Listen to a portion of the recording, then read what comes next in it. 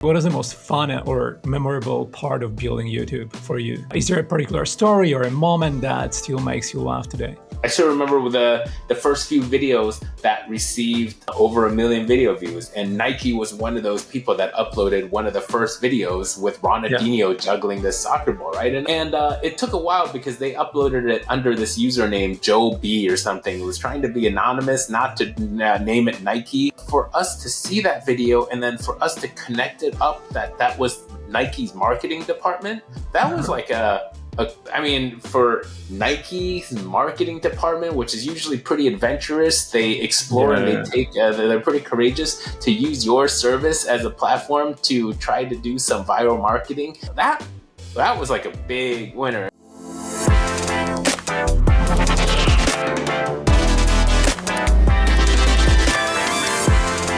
Welcome to the EU Startups Podcast.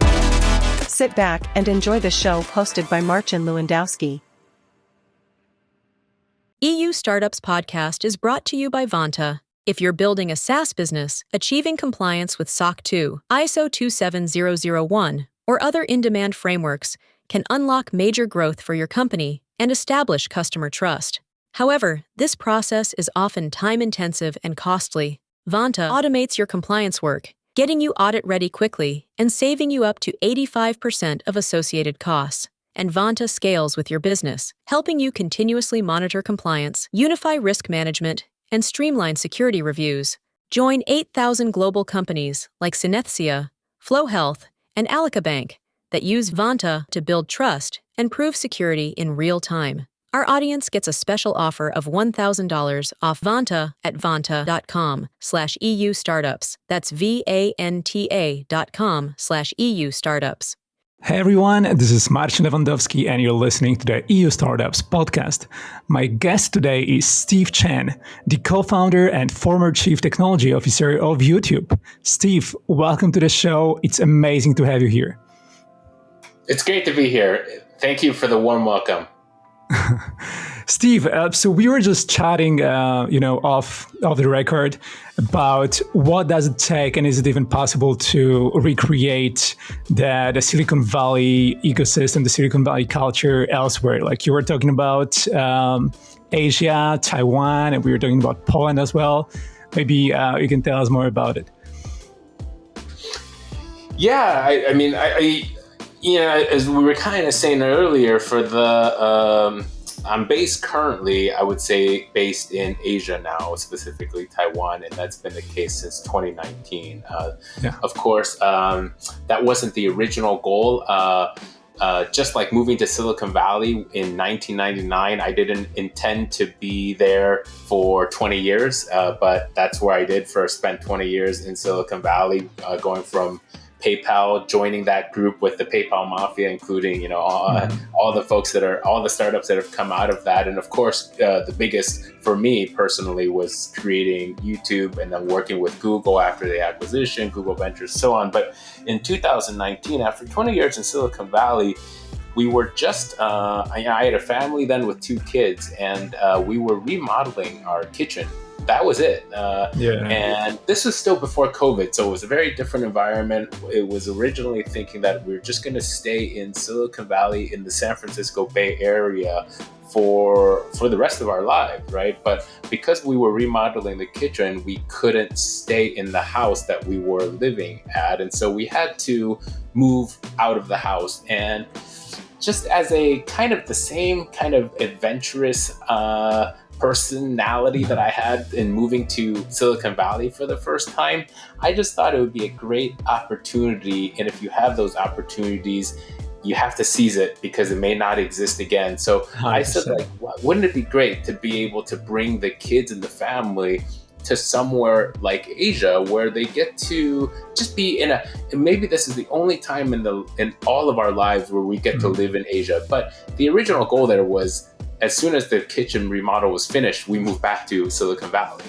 Well, now it's 2024, 5 to 6 years later, we're still here in Asia. And of course, COVID was a big factor in that. But even after everything lifted with COVID and we had the ability to move back, I found out that there are other parts of the world that are just as exciting for even some of my own personal interests, personal passions when it comes to startups, when it comes to creating new ideas, when it comes to meeting new entrepreneurs.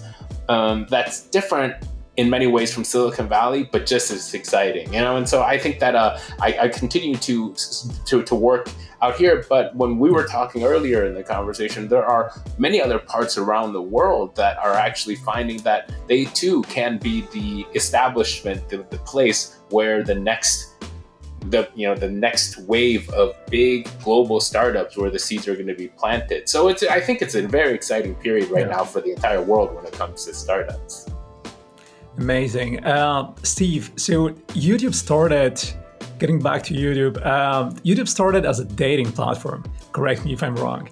What was the original vision, and how did you realize it needed to pivot? Maybe any advice, for aspiring founders and recognizing the right moment to pivot? Yes, I'll answer that with first, yes, you're correct. For the first week that the YouTube not even app, the iPhone wasn't even invented back then in 2005. So the YouTube website was supposed to be a dating site. But I think that I should say that just about every startup, and especially as you get into the more consumer space startups, every startup has different elements and different layers to it, right? And I think that from the deep down at the lowest layers, you have the architecture, the platform, the engineering. And for YouTube, that was quite difficult at the time for YouTube. When it comes to back in 2005, we just weren't sure if the internet was going to have enough broadband, enough bandwidth to be able to do live streaming instead of downloading the videos, right? This was still at a time when broadband was still relatively new. It didn't get to the penetration that you're seeing nowadays. You had to still call up many people using their modems. This was still a couple years before the iPhone came out. So in order to just even take videos, you had to buy a digital camera, take the card out, plug it to your computer, upload it to YouTube. You couldn't do it on the fly. You didn't have any video editing software. And then I think the most important thing that YouTube did was to be able to do this idea of doing this real-time transcoding of the video. So when the videos were uploaded, we would instantly transcode the videos into a format that you could watch inside the browser. And even that technology was new in that it was only a few months before the official launch of YouTube in 2005 that it became a standard to be able to watch a video inside the browser. And all of these things were part of the technical part of the YouTube startup, right? But then I think what we needed to do was, okay, we have the technology figured out to be able to allow for real-time uploading of videos, real-time transcoding of videos, real-time embedding of videos onto other sites other than just YouTube, so you can watch the YouTube video in other sites. But then we need a product market fit. We need a market that actually needs to upload videos. And that was the hard part for us. And so we chose, like I think many startups, we just said, okay, well, maybe dating is going to be the one choice where people want to share more than just photos of themselves, more than just text messages introducing themselves. Maybe they could actually have a video that introduces themselves. So we said, we're going to create the first video dating site. But after a week went by, we received 0 videos. And we just said, okay, well, before we give up, why don't we make this more generic, just to say, any video that you want to upload to YouTube, you can upload it. And that's when we started seeing a lot more videos being, at least experimentation, more videos being uploaded, more videos being embedded onto other platforms, and then more people coming to watch these videos. Amazing. Steve, so, YouTube grew super fast, and you were the center of it as a chief technology officer.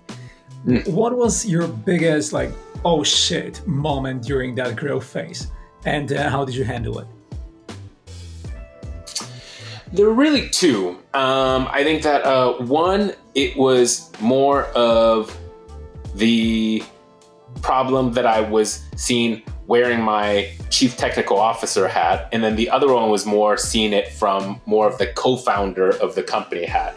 From a CTO standpoint, it was really, is the internet ready for this? Can you scale this out? Is the bandwidth going to be too expensive? Is the storage going to be too expensive? Is the transcoding of the videos from the 200 different types of video codecs and audio codecs into the one format that's going to be compatible across all the browsers? Was that going to take too much CPU time? Was the power going to be too much? And all of those actually we weren't sure about, because YouTube really was the first service to be trying to do this on a general level, across the board, for anybody that wanted to upload a video. Hit the upload button, we'll accept your video. Over a period of the 1.5 to 2 years, especially by the time that the acquisition happened between Google and YouTube, we figured it out that we were able to scale up. But I think with many things, as you'll see in AI these days, bandwidth continues to drop. This is back then, 2005. Bandwidth prices continue to drop because more and more people are coming on to and using the internet, right? CPUs continue to go up in Moore's law. It continues to just get more and more powerful with the CPU transcoding. And more people were just able to create videos. And so that part of it, over a period of time, as YouTube grew, the rest of the infrastructure also scaled up. So at the time that we went from a startup to the time that we sold and was acquired by Google, that part of it became more and more manageable. The part that's more of not wearing the chief technical officer hat, but more of the co-founder hat, was the rest of the industry ready for YouTube? And why, by that specifically, it was figuring out on the legal side, on the the monetization side, on the licensing side, on the international licensing side. So when a piece of audio that is embedded into a video clip that somebody uploaded from California, can that be viewed around the world? Or does that person have access to use that Lady Gaga music clip in their video? And it's questions like that was hard for us to figure out as co-founders and as a company.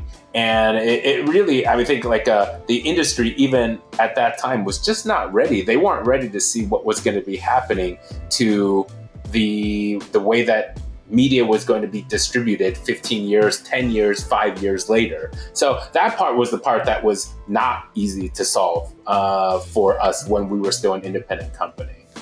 So speaking about selling YouTube to Google, you sold YouTube to Google for $1.65 billion within 2 years of its funding.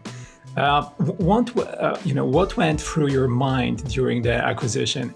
What were the hardest decisions you faced before sealing the deal? Yeah, I think the two. I mean, again, it's whether the time was right and whether or not Google was the right acquirer, right?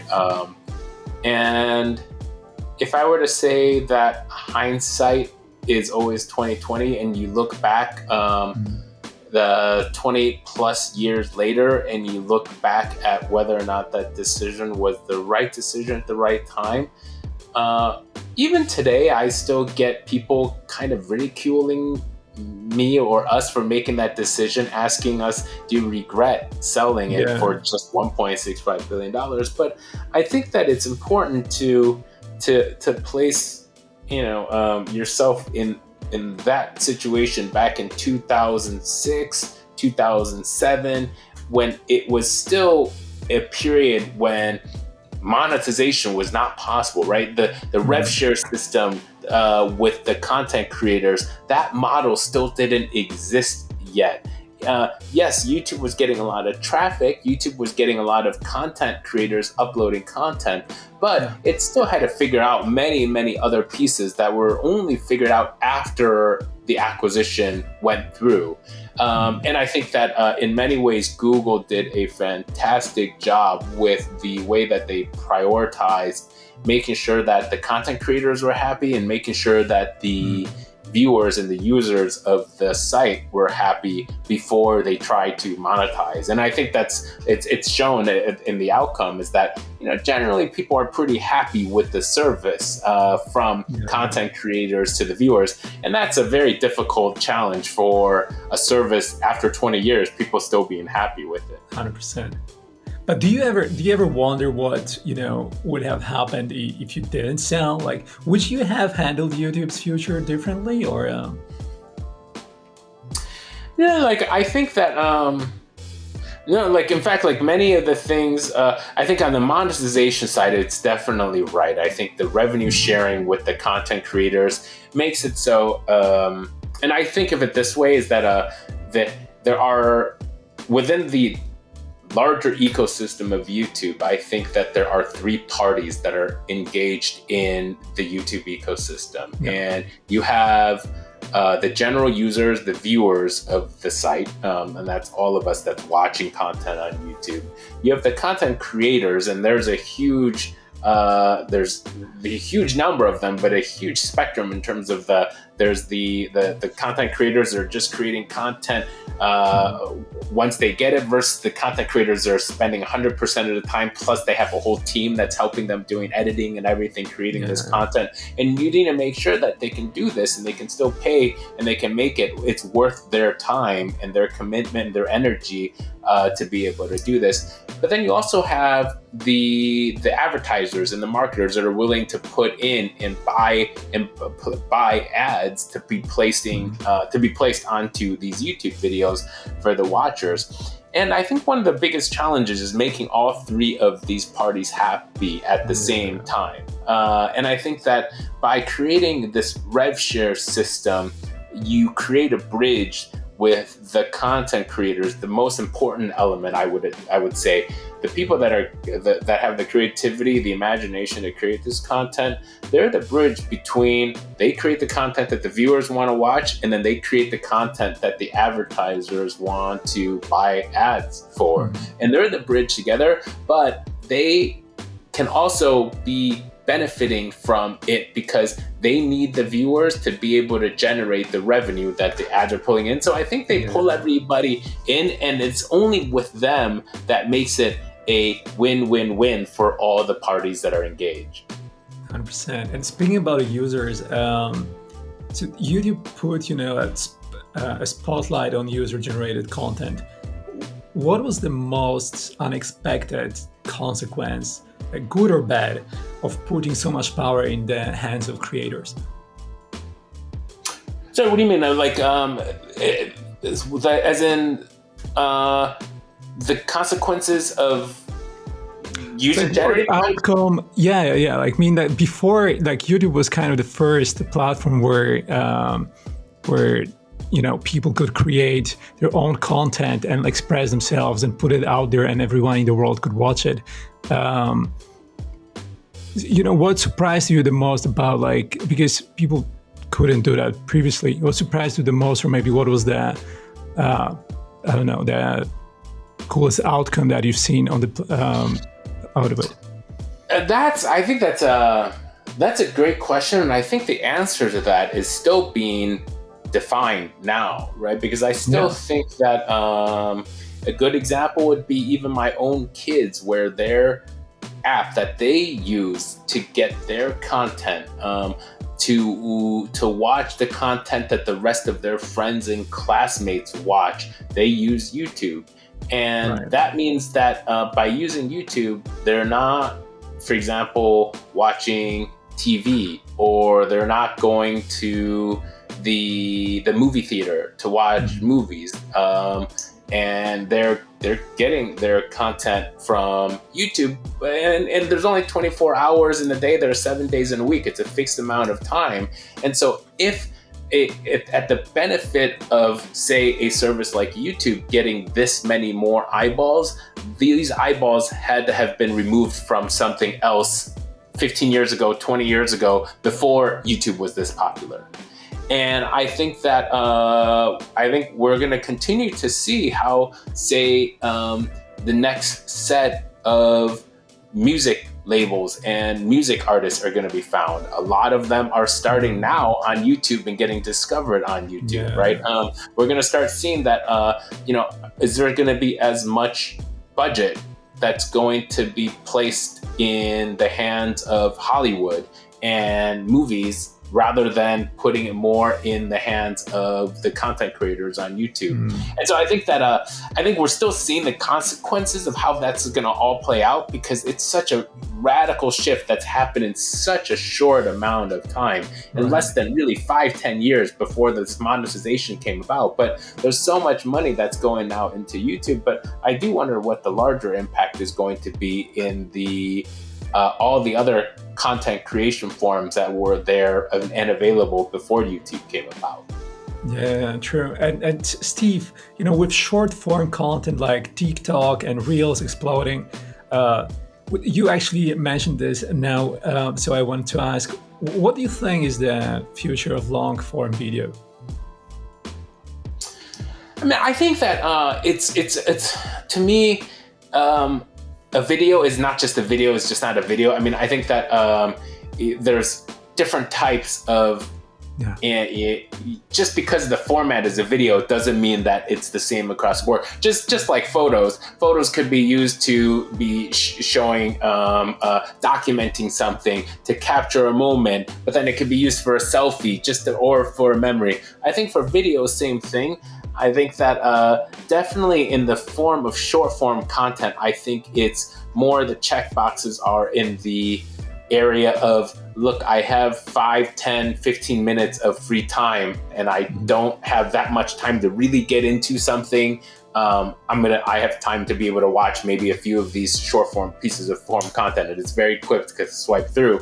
But I do think that if it comes down to the ways that I use YouTube, for example, where it comes to learning about, well, it could be anything, whether it's learning about technology, the newest programming languages, or I really like photography. So learning about the newest cameras and the photographers using these cameras. My kids and I, when we do any of the things together, whether it's cooking in the kitchen or playing a video game, you watch YouTube for that. And that's not short form content. That's there to get something out of this video, to solve a problem, right? And I think that there's always going to be a need for that, is what is the best way to be able to find a solution, a lesson, a class, to be able to address the things that you're interested in. And I think that that's going to be, it's going to be based on the quality of the content. And usually that quality is not in the form of 30 seconds to a minute or 2 minutes of content. Yeah. Steve, what's the next YouTube moment in tech? What excites you the most today? Well, I think I'll go back to like what we were talking about earlier on, right? Is I think that in some ways, I think it's a very fun adventure for me to explore. Silicon Valley itself has a few million people compared to the billions of people around the world. Now, is there a way to be able to somehow be able to connect with, to be able to utilize, to be able to propel these people all around the world, to be able to give them the resources to be able to create content? And so for me, I do believe that there's going to be the uprising of more globalization and generalization when it comes to new ideas being formed.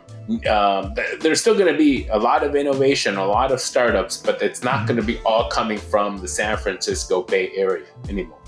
And to me, it's an uphill battle for me here, trying to do it in Taiwan, because there are many times when I go into a situation and I think, you don't even have to fix this problem because this is already fixed in Silicon Valley. But if we were to be able to fix this problem here in Taiwan, we would be able to gain a lot of the benefits that's missing from Silicon Valley, right? And so I think that's been interesting, and I think that we're starting to see some areas like places like Singapore where there's starting to be more companies that are being formed that are global in nature, but that's actually being created outside of Silicon Valley. So that to me is the where I'm spending most of my time doing my own investments, my advising, as well as doing some of the travels and the talks, is to go around to places outside of Silicon Valley to explore what's the potential of doing something here instead of in Silicon Valley. Nice, 100%.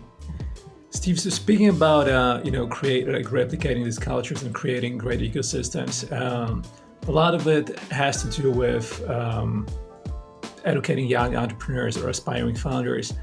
You've had huge success with YouTube, but there's often a glamorized narrative around startup life. What's the reality of building a billion-dollar company that most aspiring founders don't realize? I would actually say that it's a little bit different from what you suggested, which I actually think that there aren't enough aspiring founders outside of Silicon Valley. Many of them, they consider somehow these people from Silicon Valley are superhuman in some ways, right? That they possess some superpowers, and if they were to have tried the same thing at that same time with the same idea, they somehow wouldn't have been able to do it because they don't possess those same superpowers. And that's certainly the case here in Taiwan, which is, look, like, it doesn't take much time for you to realize when your idea does not work, but you can live the rest of your life almost regretting you never tried, and you had this idea but you never tried to do it. And the much bigger regret is if you had an idea that somebody else ended up doing that ended up being successful. That would be a big regret, to say, I had that idea, I wish I did that too. And I think that my encouragement is that, look, it really takes at most 6 months before you can build a prototype of an idea and you can get it out there to the market and you can test it.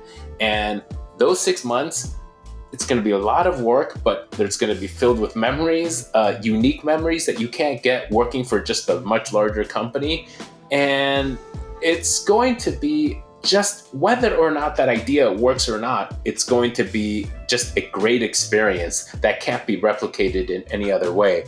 And of course, if it works, it doesn't have to be the next YouTube, it doesn't have to be the next Google or Facebook or whatever, but as long as it takes off, there's such a great positive feeling when you see users using your service, the way that you want them to use your service. And then you look at it and say, well, maybe we can make these adjustments, making these changes. And then if that also makes it takes off, there's just, it's this continuous cycle of monitoring how, your product is being used, adapting it to the current users, making these changes always. And it's a very addictive, but I think there's nothing else like that when you have your own ideas. And of course, when it starts taking off, there's no better feeling than seeing users use your product. You don't need a boss to tell you that you're doing a good job. Your users tell you that. Amazing, Steve. I love the answer and the positive approach to it. So actually, what was the most fun, speaking, like, kind of continuing on that note, what is the most fun or memorable part of building YouTube for you? Is there a particular story or a moment that still makes you laugh today? Yeah, of course. Like, we sold it at a pretty early time, right? And so, but I think that the early tales, the early experiences that really ring in my mind are the early days when you're just getting, what should I say, glances as to the rest of your user base telling you that your idea may have a future. And so, for example, I still remember the first few videos that received over 1 million video views, and Nike was one of those people that uploaded one of the first videos with Ronaldinho juggling this soccer ball, right? And it took a while because they uploaded it under this username Joe B or something. It was trying to be anonymous, not to name it Nike. But for us to see that video and then for us to connect it up that was Nike's marketing department, that was like for Nike's marketing department, which is usually pretty adventurous, they explore and they take, they're pretty courageous to use your service as a platform to try to do some viral marketing. That was like a big winner. And then of course, like there's these moments where, you see like the bigger shows like NBC and some of the bigger TV stations starting to upload clips from Saturday Night Live and things like that onto the service to be able to use the platform as a way to show content to people that may have missed it because they weren't there to watch the TV show when it aired.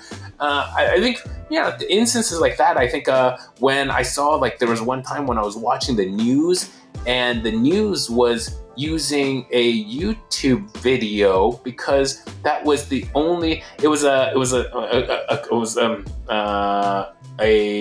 small crime that happened. It was like a road car accident on the Bay Bridge in San Francisco, and I just remember turning on the news that night, and the video that they used, they didn't have any other video, but it was actually someone else using their phone taking a video of that incident. And now we see that a lot more on just social media, where it's not a official TV channel that's out there with their film crew taping this, but in fact, it's just somebody that uploaded 15 seconds of their video from their phone. But when you started seeing that early on, back in like 2007, 2008, that's when you start realizing like there's a lot of potential here that just can't be done in the traditional media channels other than through YouTube.